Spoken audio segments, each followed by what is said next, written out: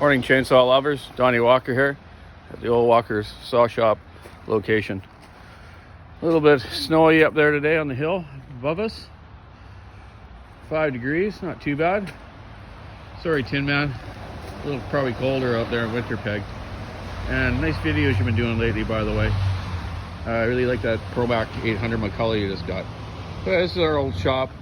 That's a mural of a poor friend of ours that passed doing his loving job of falling.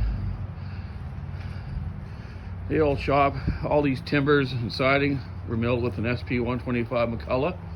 Same saw my dad just actually rebuilt me with a new motor, which I'll be doing some milling with. My bro's camper. Some cedar live edge slabs that I milled up with my 372 X-Torque with my Alaska mill actually. Me and my daughter Taylor, that was a nice little outing with her. First time she had done milling, she thought it was pretty cool. Hard work though. So walking back here, we have a big green space behind the old Walker Saw Shop. Nice creek down there. It's roaring pretty good now with some of the snow melting and the rainfall we've had lately. It's been quite a bit. That's why they call it the wet coast. Yeah, and this is our backyard. This garage here was never here when we first bought the house. We built it, and it had no basement in the under the house either, and we dug it out and made one. Big old red cedar tree here. Many people have used that for you know what against. This is what we call our old bomb shelter. Big cement block room. Little discharge fans that we used to use in it. Airing compressor inside, which ran their air into our shops. And we'd run, 4 or 5 saws in there at once to break them in, to send them to the logging camps or for the loggers to pick up. So yeah, I just wanted to say 2021 here is going to be a good busy year. My friend Buck and Billy Ray, which has inspired me a lot lately, watching his videos and just having talks with him, and it kind of gave me a kick in the butt to get back at her and be number one at my game again, which I haven't slipped that far, but we're going to try our best here. Not try, we're going to do our best. So yeah, I'm just going to go into my shop here, my porting room for the morning. I got quite a few builds to do, as you can see there, for a dealership out in Ontario and some locals and a few other around the US. This is my 572 that Buck did a little video with and is very impressed with the power. Unfortunately, I wrote it down on a little piece of paper what my timing marks were. So I just retimed it and wrote it down in my new book my lovely lady gave me. I saw this as man glitter. It's kind of funny.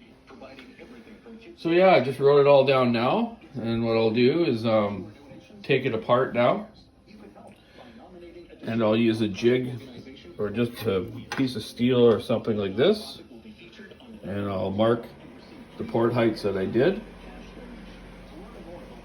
and take my measurement tool now. I'll mark this one 572. This is my old 357 one and 372, but now I'll make one for the 572, and with this customer's 572 cylinder, I'll port it to the exact same spec as I did my demo saw for Buckin.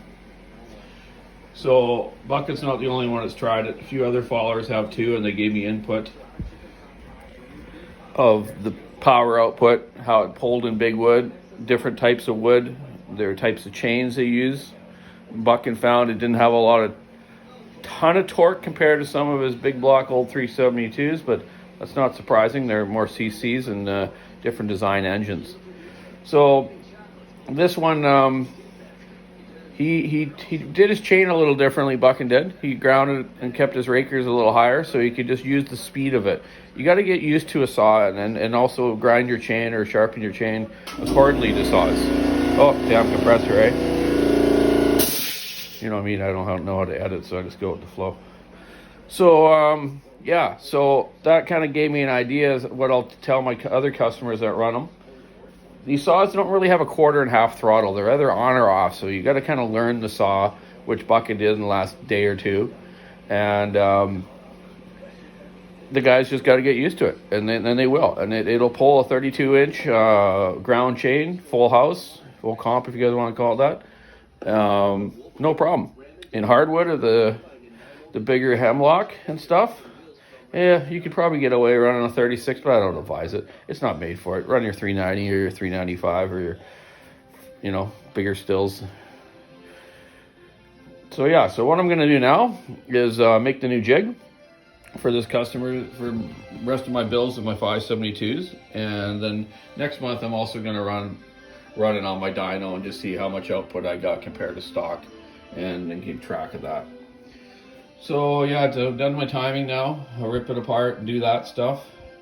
Then get on with the day. Obviously I got a few more to do. So I'm going to try to do 4 today. I'm going to do 372 X torque cylinders for a customer of mine down in Cowichan.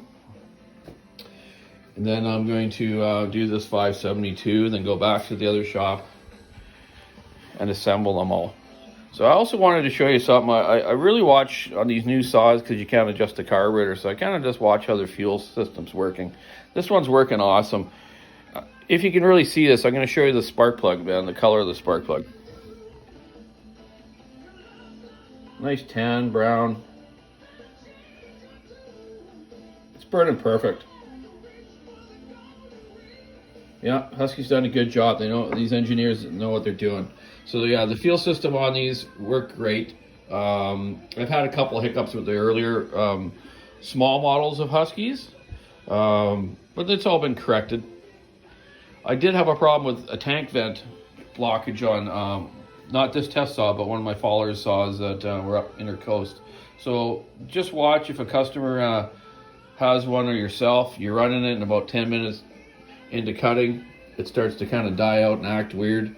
Well, it's a tank vent. So I'm going to start doing what I used to do with the old 372s and add a vented cap off a older model saw onto it. So that way you got double venting, and if the regular vent line plugs up, you're not going to have that problem and the frustration. So yeah, that's about it today. I'm going to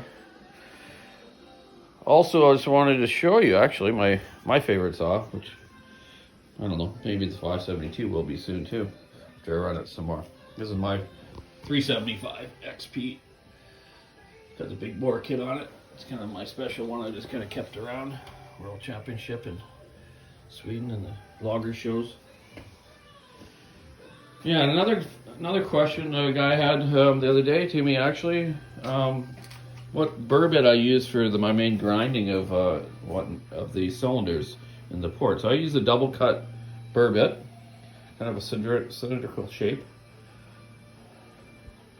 and I get them from, like I've told you before, CC Specialties in the U.S.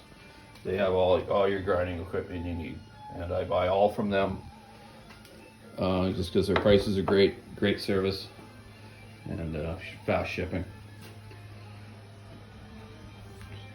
So yeah, that's it for me today. Gotta get at her. Keep your saw in the wood. Have a great day. Be safe out there, and we'll yak to you soon. Thanks a lot for watching.